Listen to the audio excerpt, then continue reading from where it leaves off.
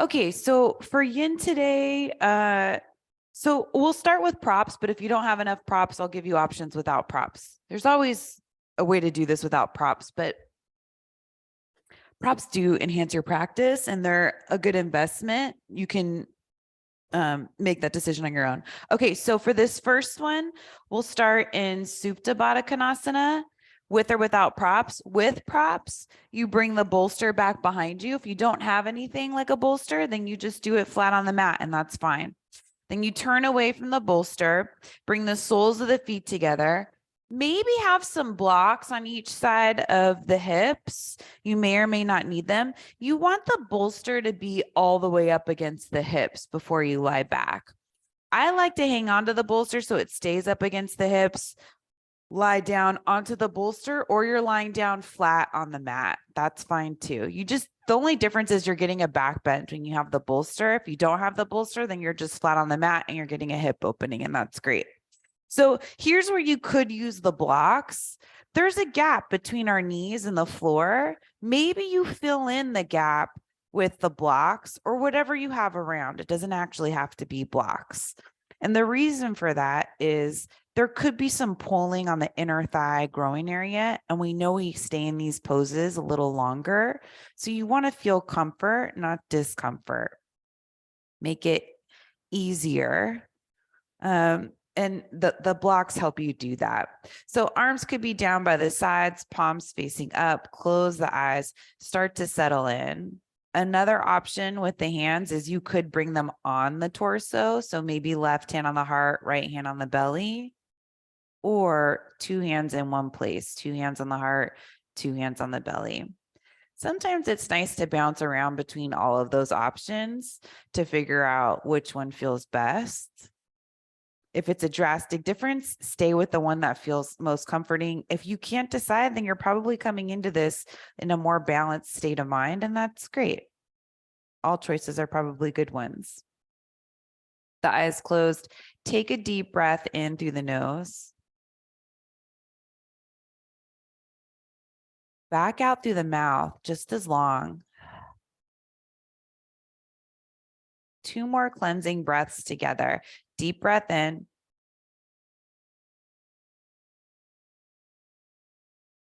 Exhale back out through the mouth. Last one like that. Deep breath in through the nose.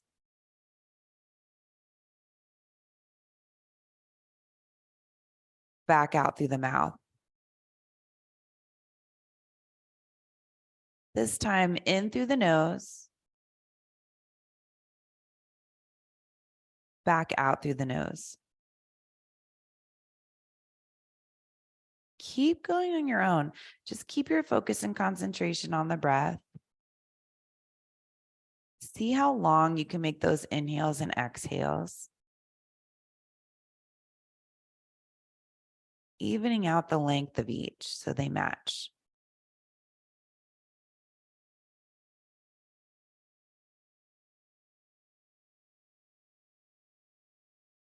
Start to feel things slow down in the mind and the body. You want to feel that connection. Once things start to slow down, you can start to maybe look into the mind, see what thoughts are taking up space. Just observe without judgment. Like taking inventory, seeing what's there. And then pushing it off to the side for a moment. It's okay if it keeps coming back. You just keep setting it to the side.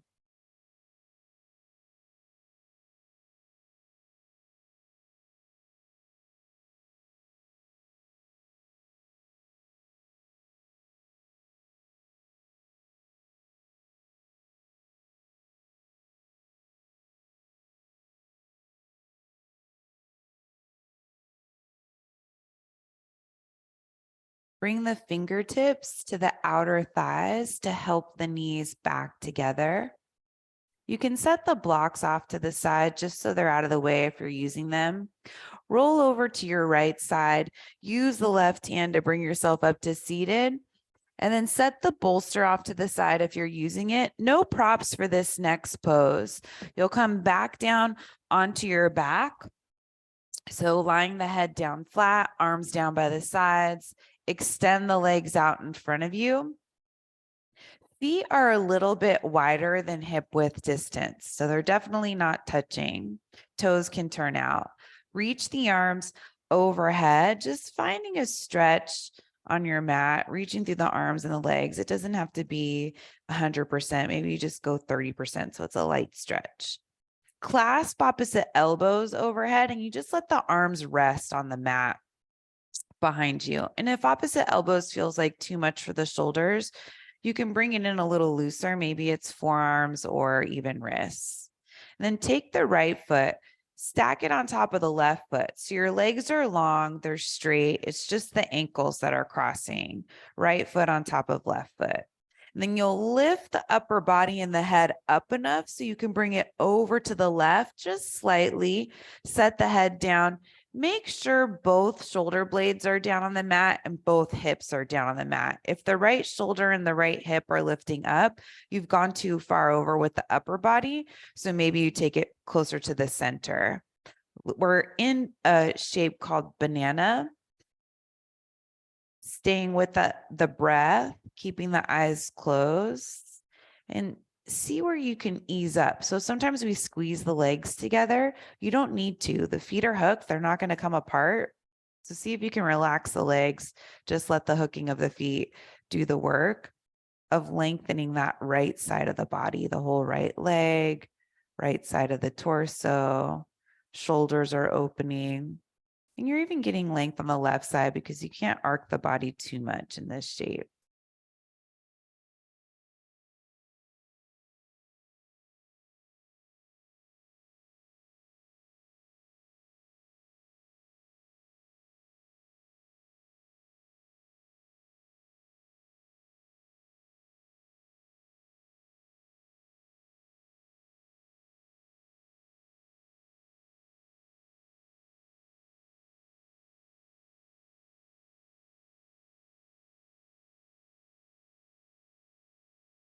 And as you continue to listen to the sound of your own breath with the eyes closed, you could be anywhere lying like this. Maybe you use your imagination and go to a place that sounds like a really nice place to be right now. Someplace quiet, maybe out in nature.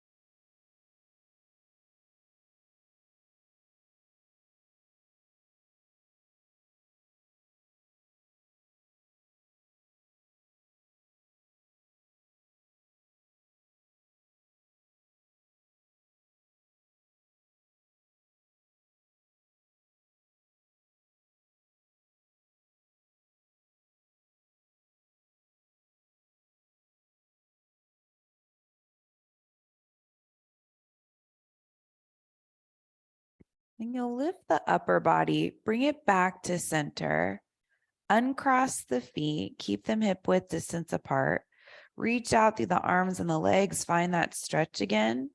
Then clasp opposite elbows the other way. So other forearm on top. Left foot stacks on top of the right foot. Keep the legs relaxed. Lift the upper body and the head. Lift it up and over to the right. Set it all back down. Make sure both hips, both shoulder blades are on the mat. Start to settle into the shape on this side. Staying right wherever you are.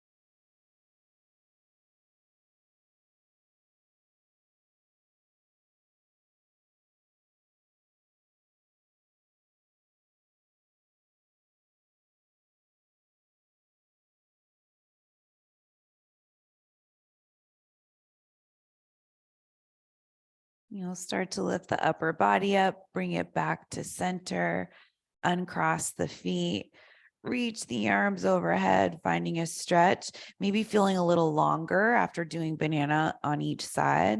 Start to walk the feet in, soles of the feet on the mat, legs bent. You'll roll over to your right side.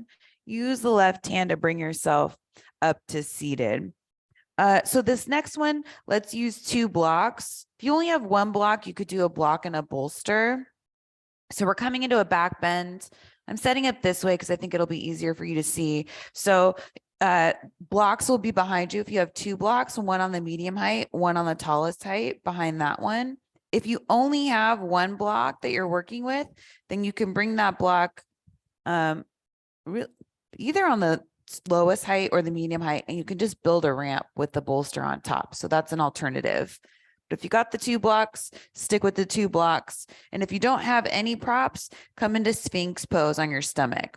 That'll be your back bend. So hips down on the mat, feet down on the mat. Blocks are behind you. Come down to the forearms first. Keep the head up. You want to get this first block on the medium height just underneath the bottom tips of the shoulder blades. So not up on the tops of the shoulders, but down below. So the center of the chest lifts. Then use the hands to bring the other block underneath the part of the skull that sticks out. So you want that support there. And that block should be even on the mat. So you don't want it tilting side to side. If it is, lift the head up and just move the block until you can get the block flat on its side. Arms can come down by the sides, palms can face up. That helps the chest open. Hips are heavy. Soles of the feet could be heavy on the mat. Can close the eyes and start to feel the back bend take shape without much effort. It's the props that are holding you up. You can either leave the feet where they are. If you want something more, you could extend the legs out in front of you. Totally relax, legs out in front of you. Toes can turn out to the side. For some of us, that feels really nice. Some of us, it's too much sensation or it bothers the lower back. If that's the case, then walk the feet back in and keep the soles of the feet on the mat. And these poses build with intensity over time. So if you have the legs out in front of you and at any point you just feel like it's become too much, walk the feet back in.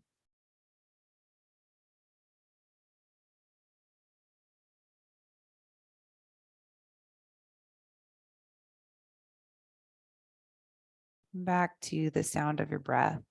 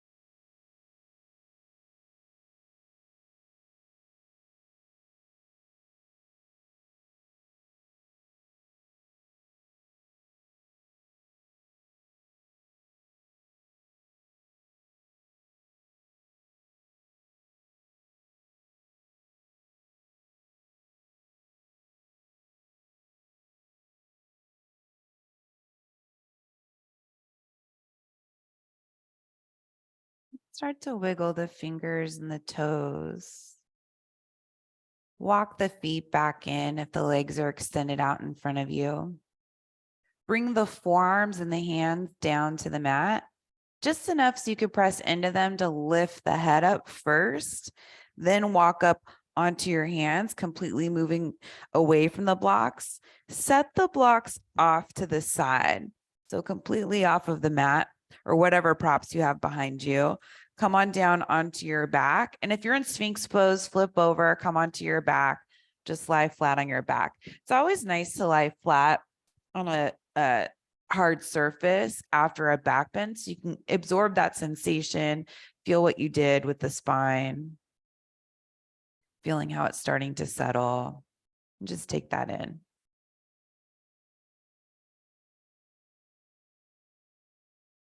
And you can start to walk the feet in, soles of the feet to the mat. Roll over to your right side. You'll stay lying on your right side. So prop the head up in the right hand. Left hand's just down in front of you. Legs are back behind you. You're lying in a straight line.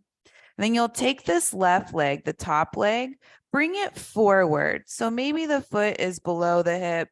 Maybe you get the foot in line with the hip. You don't need to go higher than that. So just find where your comfort level is. with just the legs and the rest of the body.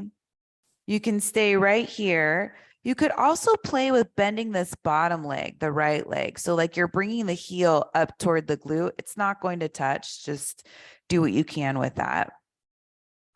Then maybe this is where you stay. We're taking this in stages. You could play with taking this left hand, the one that's down in front of you, reaching back, seeing if you can grab the foot.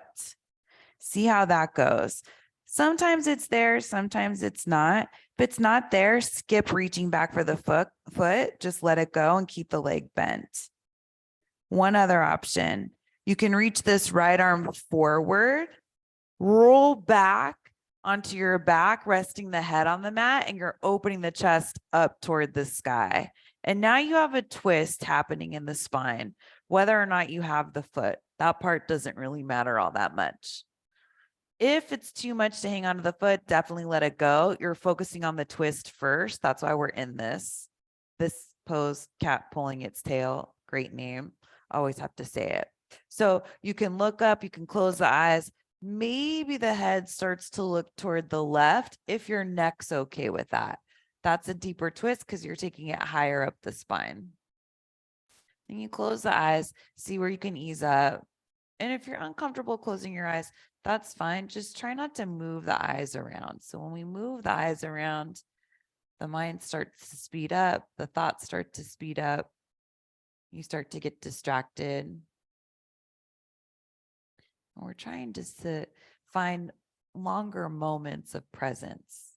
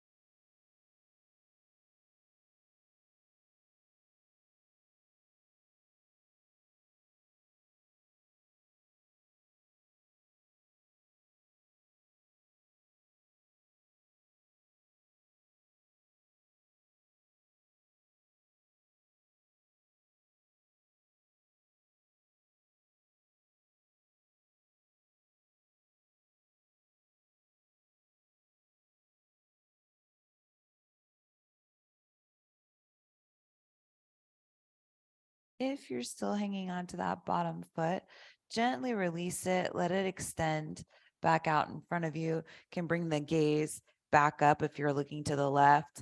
Left foot can come to the mat. So you shift onto your back. So you're back onto your back. Bring the knees in toward the chest. Let's do a counter pose after that twist. Hang onto the knees and feet stay together. Just start to move the knees around in a circle. You're trying to move the hips underneath you, feeling those roll around a little bit. And then switch the direction of your circle, go the other way several times, evening things out.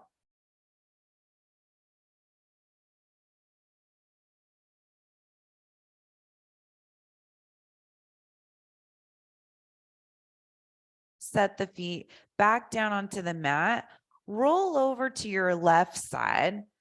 Prop the head up into the left hand, extend the legs back behind you, and right hand on the mat in front of you, just in front of the chest. Bring the right leg forward. Keep that bottom leg straight for now, but no higher than the hip. It can definitely be lower. See where it naturally wants to go, especially since you know where we're going on this side. Maybe bend that bottom leg. See how that feels. Maybe reach back with that right hand. See if you can connect the foot and the hands. If that's easy, stay there. If it's not, release the foot, skip that part, just keep the leg bent. Left arm, the one that's propping the head up, reach it forward and then start to roll onto your back, not completely, just enough so you can get the head down on the mat. Maybe you stay like this. Maybe the gaze goes over the right shoulder. And in yin, we're using less effort for these poses. So see where you can back off.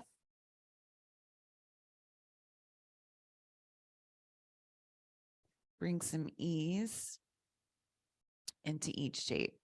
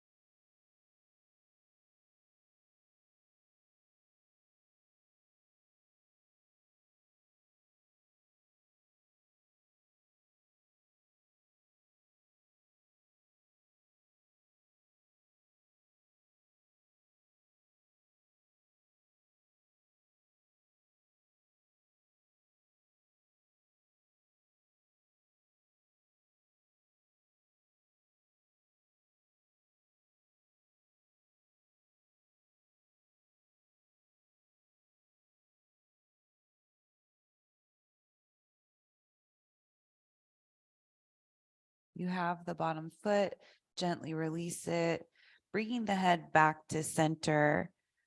Right foot comes to the mat. Bring yourself onto your back, soles of the feet to the mat. Hug the knees in toward the chest. Keep the knees and the feet together. Same thing we did before for a counter. Move the knees around in a slow circle.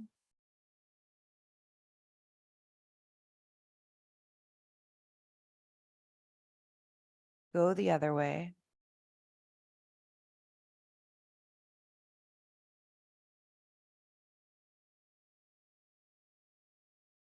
Set the feet back down onto the mat.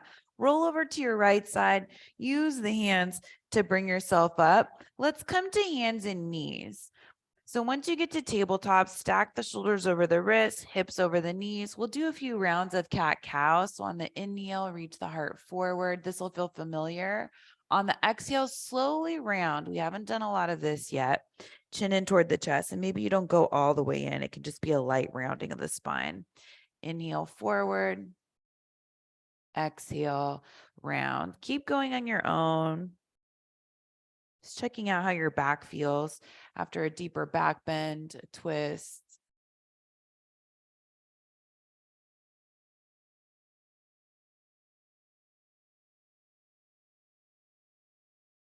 Making your way back to a neutral spine, tabletop. So we'll come into child's pose. We'll add a shoulder opening if you're interested. You can skip it if it's too much.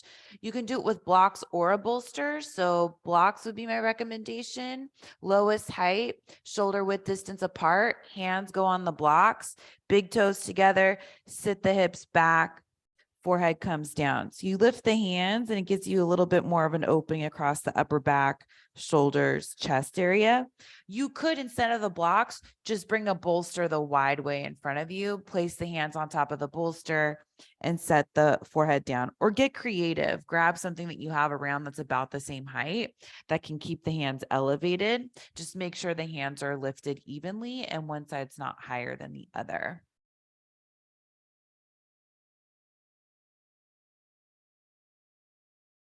You want to make sure the knees are happy here, so they shouldn't be talking to you. If they are, the hips need to lift up higher. If your knees are okay, then pull the hips back toward the heels. Depending on how high the hips go, it may not make sense to have the hands elevated. So you'll just have to figure that out.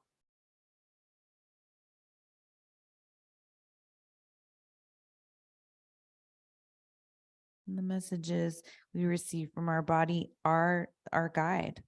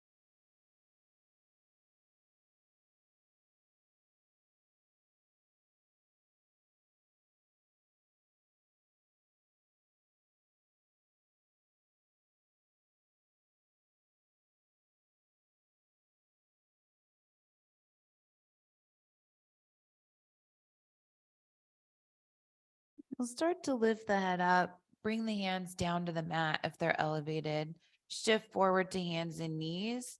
Take the blocks to the tallest height if you're using blocks. This next one you can definitely do without props. So you're up high with the hands. You could use a bolster too. You could take a bolster the wide way underneath the stomach, so ahead of the thighs and behind the hands and the blocks. Walk the blocks forward if you're using them, or the hands forward if the hands are just flat on the mat. And then step the right foot forward, coming into a lunge, but that back knee is going to stay down. If you're using the bolster, it's all the way up against that left thigh. That's all it's doing, is offering some support there. You could also use some folded towels too. So from here, right knee over the right ankle, you could walk the blocks back. So the blocks are here to keep the chest lifted. If you don't have blocks, you could just bring the hands to the thigh, and this works too. And you can even play with that if you have the blocks and you'd rather do that. So chest is lifted, hips are low. You're here for a little bit, so don't go too deep in. Go to a place where it feels like you're getting a decent opening, and one you can sustain for a longer amount of time without thinking about it too much. You can close the eyes. Some people, it immediately become drowsy when that happens, and then the chest starts to collapse. If that happens to you, then maybe just look down the bridge of the nose at one spot that you can focus on.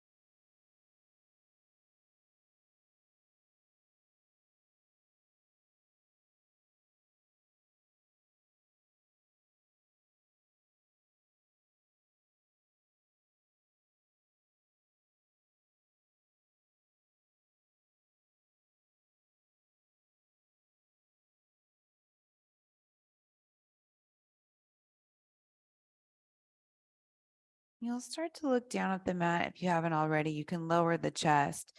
Shift the hips back until you can straighten this front leg. Push that heel forward a couple of inches. And maybe there's room to lower the hands here, depending on how high up you have them.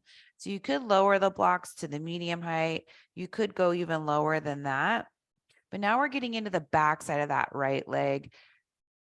Chest is coming down toward that right leg, but not too far. Keep it easy. You are in half splits, which you've probably done before. Don't feel like you need to go too far into it. It will build over time. Keep it a gentle half splits. It'll work.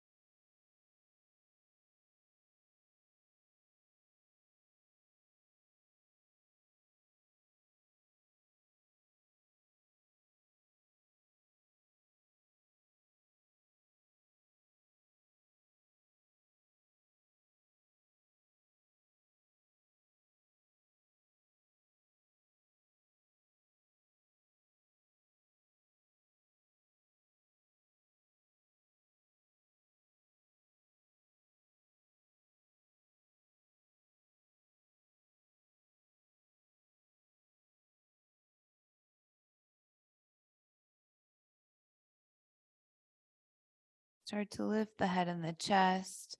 If you have blocks, take them up to the tallest height.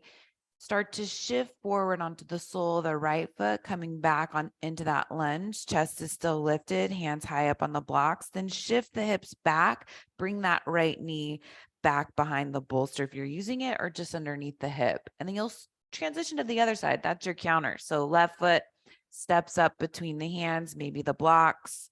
Chest starts to lift, and you start to find your way into the lunge on this side, your dragon. So left knee over the left ankle, maybe hands up high on the blocks, maybe hands up on the thigh,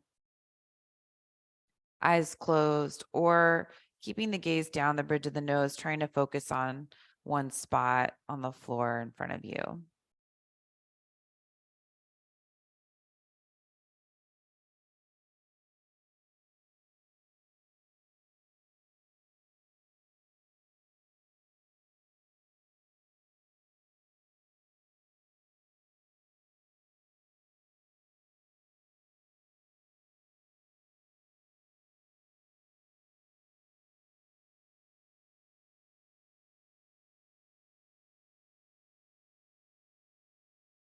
You start to feel over time in these holds how maybe the pose, there's a lot of sensation in one area of the body to start. Then it starts to spread, or maybe it starts to deepen, but it starts to transform into something else over time.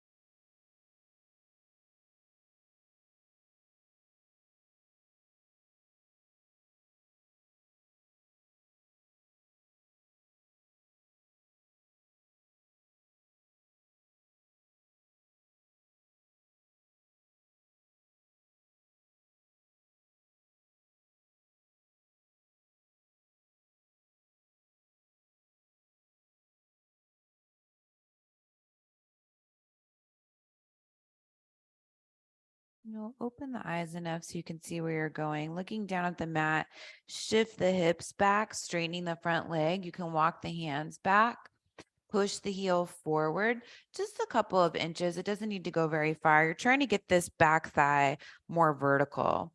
And then maybe you stay here. If you're not feeling any opening in the back side of the left leg, you can lower the hands to whatever height makes the most sense on this side. It may be different than the first side. That's fine. And once you're in it, start to settle in. Maybe you close the eyes, let the head and the neck go.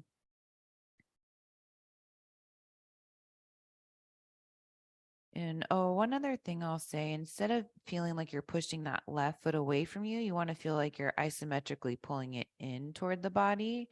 Not a ton of effort there, but if you're going one way or the other, that's the way you go.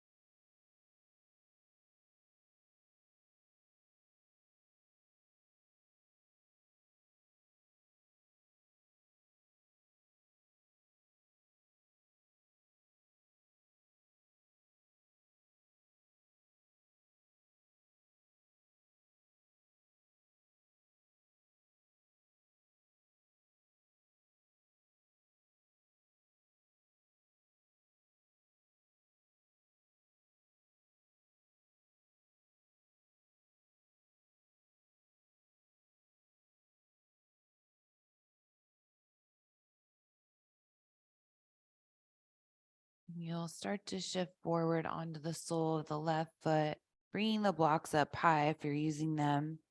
Bring that left knee back behind you so it's underneath the hip. Then set the blocks and the bolster off to the side if you're using them.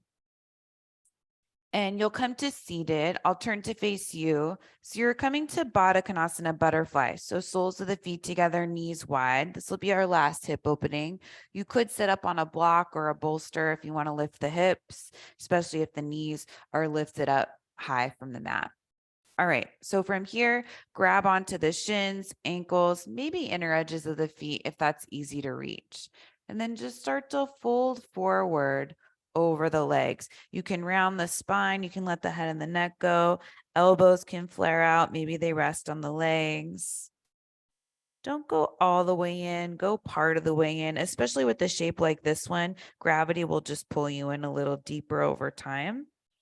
And you can just let the pose take shape organically.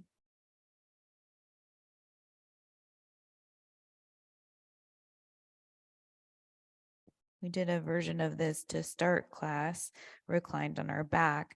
Now you're adding more weight because you're folding forward rather than reclined.